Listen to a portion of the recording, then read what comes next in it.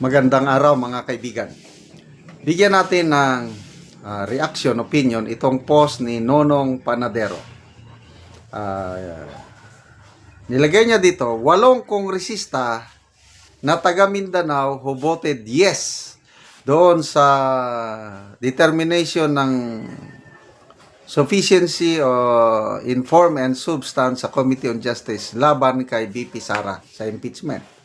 Sabi niya, ayaw jud kalimti sa 2028 ang mga ito. May mga drawing ng mga buhaya. Mindanao Congressman bumoto ng yes sa impeachment ni Sara, sufficiency in form and substance. So, mga kapwa ko taga Mindanao, take note ha. Number 1, Chino Almario of Davao Oriental, 2nd District. Taga Davao pa naman to. Almario.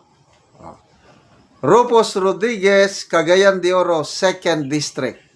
Mga taga Sidio. Bernadette Barbers, Surigao del Norte, 2nd District.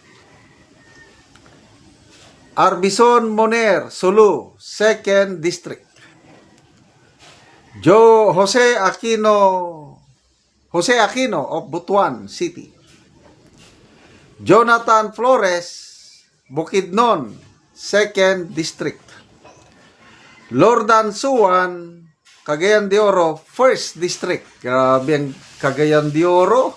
2 kongresista nila. Antay-Sara, Mga taga Cagayan de Oro, ha? Bahala na kayo.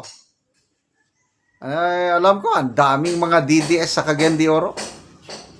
The whole Region 10, marami, as in. Ano pa? La Arne Roque, Bukidnon, 4th District. So, 2 kongresista sa Bukidnon. 2nd District and 4th District. 2 sa Cagayan de Oro, isa sa Butuan, isa sa Surigao del Norte, isa sa Sulu, isa sa Davao Oriental. So, most likely, sa opinion ko lang, itong 8 ito, pagdating sa plenaryo, siguradong yes din ang kanilang boto. So, anong susunod?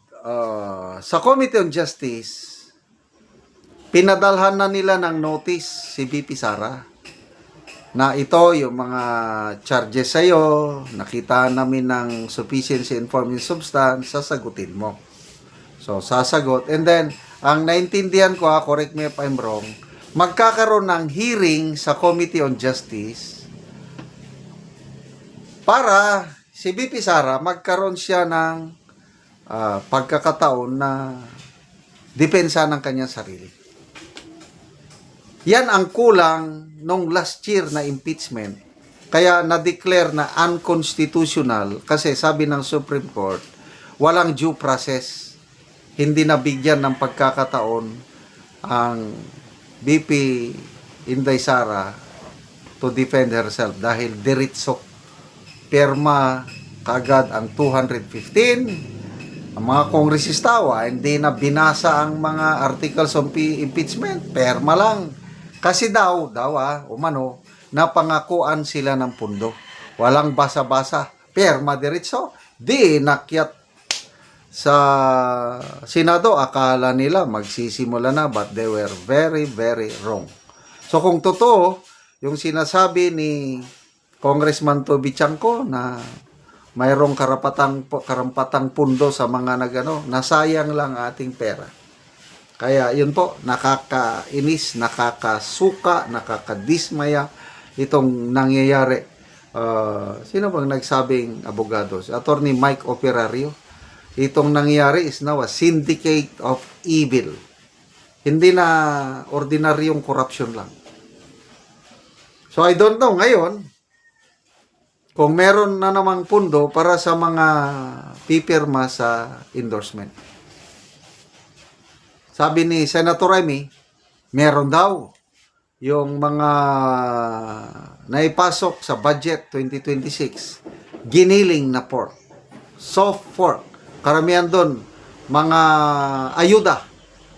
Baka ito daw ang gagamitin na i-release sa mga kongresista na pipirma mag-yes sa impeachment ni BP Sara. Kaya itong 8, ulitin ko. Dalawang taga Cagayan de Oro, Suwan and Rodriguez. Dalawang taga Bukidnon, Flores and Roque. Isang taga Sulu, Munir.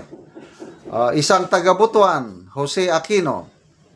Isang taga Davao, Almario. At isang taga Surigao del Norte, Barbers. Tatandaanan ko yan. Para alam na natin, ang ating kapangyarihan, nasa baluta lang pagdating ng eleksyon. Sa ngayon, wala tayong magagawa. Kundi mag-agwanta, magtiis. So, tanong, mag-attend ba si BP Sara sa hearing sa Committee on Justice? Kasi, 2 option yan eh. Pwedeng mag-attend siya, pwedeng hindi. Mga abogado na lang. Parang si Tatay Digong natin, yung confirmation of charges niya sa ICC, hindi siya nag-attend. Si Attorney Kaufman lang at saka mga kapwa niya defense lawyers ang nagsasalita doon. So ano sa tingin nyo? Hindi ko ma-gets pa kung anong strategy ni BP Sara. Kasi mag-attend man siya o hindi, I don't know. Ang aking assumption, correct me if I'm wrong, ang assumption ko is, mag-attend man siya o hindi, pagdating sa plenary, makakakuha pa rin sila ng 1/3 of congressmen na magpirma para ma-endorse ang impeachment. Kasi yung 54 na who voted yes sa Committee on Justice, sigurado buboto rin yan ng yes sa plenary. So, kailangan na lang nila ng 52. And tingin ko, kayang-kaya na nilang abutin yun. So, good luck po sa ating minamahal na BP Sara. Salamat sa inyong pagsubaybay, mga kaibigan, sa ating channel. Nakakatulong kayo ng malaki sa tribong Talandig ng Bukidnon. Dahil ang income natin sa channel na ito is pantulong po sa tribo. Namimigay tayo ng mga libreng yero at pako para makapagpatayo sila ng mas maayos na tirahan. Panoorin nyo ang video na ito. So, mo ni si nanay mataga Nogyero. Sa likod. So, ang balay. Nanay. Sino? Dako ko gid ko salamat sa tagaan ko. So, tanaw na mo ang tagaan si Nanay Ogyero. Salamat siya. So, diri sa sulod, so muni ang kahimtang. So, tuluan na kaayo kung muulan. So, makita nimo suluoy gid kaayo. So, basta gitagaan nato sila Gyero aron mapulihan ang ilang ato.